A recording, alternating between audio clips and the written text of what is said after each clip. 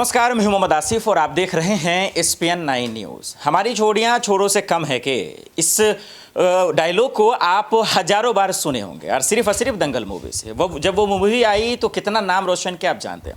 लेकिन आज वही छोड़ियां, आज वही लड़कियां जो हैं आज अपने आप में बेबस हो गई क्योंकि उनको पूछने वाला कोई नहीं है। आज दर्शकों हम यही जानने की कोशिश करेंगे कि जो विनेश फोगाट, साक्षी मलिक और तमाम कुश्ती के खिलाड़ियों के साथ जो जुल्म हो रहा है या उनके साथ कोई खड़ा नहीं हो रहा, आखिर ऐसा अन्याय क्यों? आज देश की वो बेटियां जिन्होंने हम सबको क्या नहीं दिया, आखिर वो मजबूर क्यों हो गई, वो बेबस क्यों हो गई? और साथ ही साथ हम ये जानेंगे कि आखिर वो मंत्री जो हमेशा से महिलाओं की बात करती है, वो आमिर खान इस वक्त कहाँ हैं जो बबीता और ख़ास करके गीता बबीता पे उन्होंने मूवी बनाई। ये तमाम चीज़ें हमारा आप देखते नजर आए तो आखिर आमिर खान भी चुप क्यों हैं? क्योंकि दंगल मूवी उन्होंने बनाया इसी गीता बबीता पे और उन्होंने ही उन्हीं की मूवी से ये आया कि हमारी छोड़ियां छोड़ों से कम है कि फिर आखिर वो चुप क्यों हैं जब वो दिल्ली के जंतर मंतर पे बैठ गई? क्या सिर्फ और सिर्फ अपने प्रमोशन की वजह से ही उनका इस्तेमाल किया गया? तो आमिर खान की चुप्पी भी सवाल खड़ा करती है, स्मृति ईरानी की चुप्पी भी सवाल खड़ा करती है और केंद्र सरकार से तो सवाल है ही। क्योंकि अब जब धरना खत्म हो गया है, अब जब तमाम खिलाड़ी, तमाम कुश्ती के खिलाड़ी जब अपने घर जा चुके हैं, तब वो वहाँ से गुहार लगा रही हैं कि मेरे बगैर इजाज़त के फिर से मीटिंग हुई और जो ओवर एज को लेकर एक सवाल रहता है वो आखिर खुलासा हुआ। प्रांशी मेरे साथ इस वक्त मौजूद है। प्रांशी मैम, मैं यहाँ से शुरुआत कर रहा हूँ। धरना तो खत्म हो गया, सरकार की यही मंशा थी कि जितना जल्दी हो धरना खत्म की जाए, लेकिन इसके बावजूद अब घर से बैठकर वो लोग ट्वीट पे ट्वीट कर रही हैं, चाहे वो विनेश फोगाट हो या साक्षी मलिक हो, तमाम लोग, कि बिना इजाज़त के, क्योंकि बात हुई थी खेल मंत्रालय अनुराग ठाकुर से कि जो भी मशवरा होगा, मीटिंग होगी, हमसे पूछ कर होगा, आज बिना मशवरे के हो रहा। पहले इसको कैसे देखते? देखिए, फिलहाल देखा जाए जिस तरीके से यहाँ पर विरोध प्रदर्शन को खत्म करने की एक तरीके से देखा जाए उसे साजिश भी बोला जा सकता है और दूसरी तरफ ये भी बोला जा सकता है कि बीजेपी के किसी नेता पर यहाँ पर सवाल उठ रहे हैं और इन सवालों का साफ तौर पर यहाँ पर बीजेपी की तरफ से कोई जवाब भी नहीं आ रहा है। धरना प्रदर्शन को अचानक से खत्म कर देना और अब वह अपने घर बैठकर यहाँ पर ट्वीट करती हुई नजर आ रही है, तो ये बात जाहिर हो चुकी है आसिफ कि वह फिलहाल तो शांत नहीं बैठने वाली है। और दूसरी ही तरफ देखा जाए, बेशक यहाँ पर सरकार की तरफ से इस मामले को शांत करने की यहाँ पर रणनीतियां बनाई जा रही हो, लेकिन वह शांत फिलहाल नहीं होने देंगी। दूसरी ही तरफ यहाँ पर सवाल खड़े होते हैं कि इस मामले को फिलहाल हर किसी की नज़रों में देखा जाए अलग अलग तरीके से देखना जायज़ है, लेकिन जिस तरीके से आपने शुरुआत की है इस प्रोग्राम की, तो जाहिर सी बात है लड़कियां पीछे नहीं हटने वाली हैं। तो फिलहाल यहाँ पर देखा जाए इस मामले को सुलझाने के लिए सरकार की तरफ से फैसला लेने की बेहद ज़रूरत है और सरकार कहीं ना कहीं एक डर इस बात का भी है, कहीं ना कहीं 2023 की शुरुआत तो ही अलग अलग राज्यों में विधानसभा चुनाव है, लेकिन सबसे बड़ी बात है लोकसभा चुनाव। मोदी लहर जो पूरे ही देशभर में हमें सुनने को मिलती है, अगर उस मोदी लहर तो यही हुआ ना प्रांशी मैम, जो आप कह रही हैं कि चुनाव से ज़्यादा बढ़कर लड़कियां नहीं हैं, इसका मतलब कि लड़कियों की जो मुसीबत है, वो जो बेबस हैं, उनकी परेशानियों से ज़्यादा उनको चिंता चुनाव की हो रही है। जाहिर सी बात है, यहाँ पर मोदी लहर जिस तरीके से पूरे ही देश भर में चल रही है, उस मोदी लहर के नेतृत्व में अगर बेटियों पर फैसले टाइम टू टाइम रहते हुए ले लिए जाते हैं तो जाहिर सी बात है उनकी सरकार फिर से पक्की होती हुई नजर आएगी। लेकिन अगर नहीं नजर आएगी तो यहाँ पर सवाल यही खड़े होंगे। अगर यहाँ पर ब्रजभूषण शरण के बारे में बात की जा रही है तो यहाँ पर यही सवाल खड़े होते हैं कि आखिरकार यहाँ पर जब इस्तीफे की मांग की गई तो वह साफ तौर पर मना करते हुए नजर आए, लेकिन जब महिलाओं ने, यहाँ पर लड़कियों ने अपनी बात खुलकर रखी है तो आखिरकार यहाँ पर स्मृति ईरानी की चुप्पी भी 100 सवाल खड़े कर रही है कि वह महंगाई बेरोजगारी पर बोलती हुई नजर आती हैं, लड़कियों पर बोलती हुई नजर आती हैं, लेकिन आखिरकार इस वक्त वह चुप क्यों है? इस वक्त तो उन्हें बोलना चाहिए। बात यहाँ पर आपने आमिर खान की सामाजिक मुद्दों पर कई ऐसे यहाँ पर एक्टर्स हैं जो अपनी बात रखते हुए नजर आते हैं, लेकिन कभी कभी वह बैकआउट करते हुए भी देखे जाते हैं। बाइकआउट को लेकर यहाँ पर सवाल खड़े कर दिए गए। जब बात यहाँ पर आपकी फिल्म इंडस्ट्री पर आती है तो आप यहाँ पर सवाल खड़े करते हुए नजर आते हैं, लेकिन जब वही फिल्में बेटियों के सम्मान में बनाई जाती हैं, जब आपकी फिल्म ब्लॉकबस्टर हिट होती है, आज वही बेटियां आपके सामने खड़ी हुई, तो जाहिर सी बात है यहाँ पर हर कोई जवाब भी मांगेगा कि आखिरकार यहाँ पर आप खुद चुप क्यों बैठे हुए हैं। तो जाहिर सी बात है यहाँ पर बोलने की बेहद जरूरत बनती है और भी तमाम सुपरस्टार्स को। चलिए, बहुत बहुत शुक्रिया। आप देख रहे हैं कि किस तरीके से आमिर खान को लेकर प्रांशी जी ने बाखूबी बताया, लेकिन एक सवाल है ना दर्शकों कि जब पूरे हिंदुस्तान में जिस तरह से बेटी बचाओ बेटी पढ़ाओ के नारे आपने तो सुना होगा, लेकिन ये सियासी तौर पर ही है।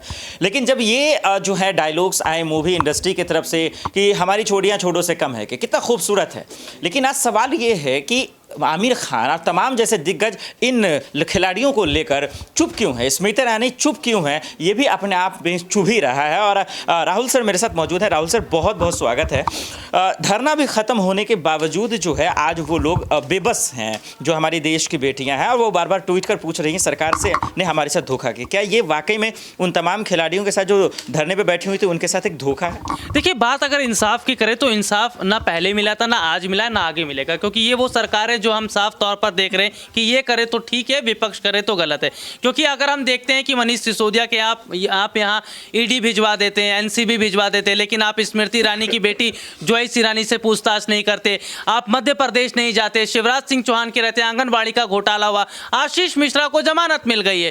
भाई आशीष मिश्रा कौन? जिसने लखीमपुर खीरी में हिंसा मामले में किसानों को किस तरीके से काम किया।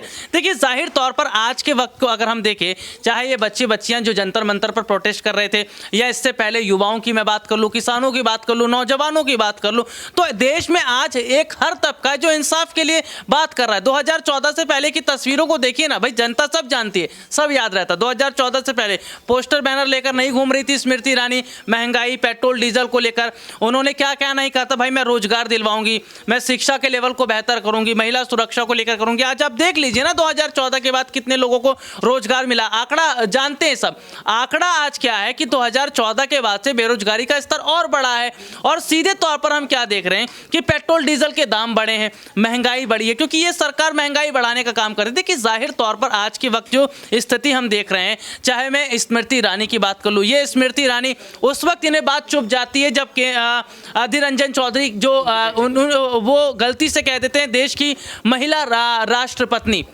उसको आप सड़क से संसद तक उठा लेते हैं।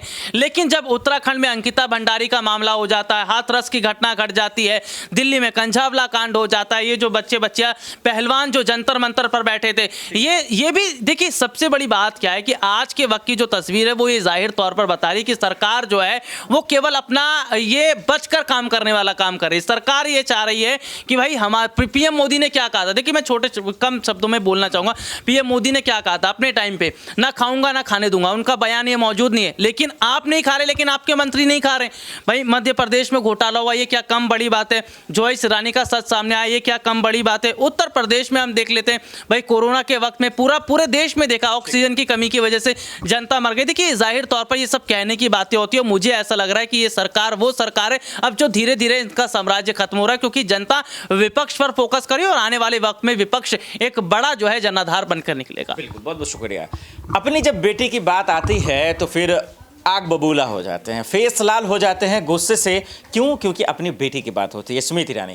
लेकिन ये उनकी बेटी नहीं, देश की बेटी है, उनसे ज़्यादा खून खौलना चाहिए। इसके बावजूद मीडिया कर्मी ने जब उनसे पूछा तो उनकी जो है चुप्पी जो है रह गई और वो नहीं बोल पाती हैं। ऋतिक, एक आखिरी सवाल की तरफ रुख कर रहे हैं। मैंने शुरुआत यहीं से किया था कि हमारी छोड़ियाँ छोड़ों से कम है कि ये आपने डायलॉग सुना होगा दंगल मूवी में। लेकिन सवाल ये है कि आखिर आमिर खान की चुप्पी भी अपने आप में एक चुभ रही है, इन खिलाड़ियों को तकलीफ पहुंचाती होगी। चलिए सियासत तो ठीक है, उनसे तो नाउम्मीद ही है, उनसे तो उम्मीद भी नहीं करेंगे, लेकिन आमिर खान का क्या रोल होना?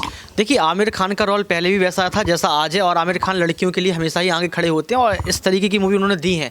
उनकी मूवी ऐसी इस पर ही आधारित होती है कि सत्य पर आधारित, जैसे कि उन्होंने पीके मूवी दी, सच्चाई दिखाई उसमें। उसके बाद लाल सिंह चड्ढा आप देख सकते हैं, जैसे कि आपने दंगल मूवी का जिक्र किया, उन्होंने जो है बेटियों के लिए उस मूवी को किया था। तो कहीं ना कहीं जो फिल्म आती हैं मनोरंजन का विषय तो होती हैं, साथ में शिक्षाप्रद होती हैं, शिक्षा देकर जाती हैं वो फिल्में। लेकिन आज जब देखा जा रहा है कि कोई भी मूवी आती है तो उसको भी बॉयकॉट कर दिया जाता है। लेकिन आज एक महिला खिलाड़ी की मैं जिक्र करना चाहता हूँ, विनेश फोगाट का, जो कि लगातार जो है जंतर मंतर पर आंदोलन करती रही। उस वक्त ये देश वाले भूल गए जब उसने जो है अंतर्राष्ट्रीय स्तर पर जो है देश का परचम लहराया, तिरंगा को लहराया। सब लोग खुश थे कि किस तरीके से जो है देश के लिए मेडल लेके आई। लेकिन आपने देखा कि उसके साथ क्या होता है। उसके बाद हो जाने के बाद तमाम जो बीजेपी के नेता हैं सामने नहीं आते, जंतर मंतर नहीं पहुंचते हैं। अगर मेडल लेके आए तो लगातार ट्वीट डालते हैं कि बहुत बहुत शुभकामनाएं, ये तमाम चीज़ें। लेकिन बड़ी बात यह है कि आप लोग बेटी बचाओ बेटी का नारा देते हैं, उसके बावजूद ही बेटियों के लिए आप आवाज़ नहीं उठाते हैं। और हम लोग ये भी कहते हैं, संस्कार और संस्कृति बोलती है कि जहाँ महिलाएं निवास करती हैं, जहाँ महिलाओं की पूजा होती है वहाँ देवता निवास करते हैं। तो कहीं ना कहीं ये जो संस्कृति और संस्कार के नारे हैं वो भी धूमिल होते नजर आ रहे हैं। बीजेपी पार्टी को आगे आना चाहिए और महिलाओं के लिए कुछ विशेष करना चाहिए। बहुत बहुत शुक्रिया ऋतिक, राहुल सर और प्रांशी, आप तमाम लोगों का। चलिए, दंगल मूवी से हमने शुरुआत की थी, एंड भी वहीं से करते हैं। दंगल मूवी की एक जो है एक और डायलॉग्स थी, बहुत ज़बरदस्त था कि तू तो हानिकारक है, क्योंकि उनके पिता जो है बहुत हार्डवर्क करवाते हैं। लेकिन जब इन बेटियों की तरफ देखते हैं तो समझ में आ जाता है कि वाकई में बृजभूषण तो इन खिलाड़ियों के लिए वाकई हानिकारक है।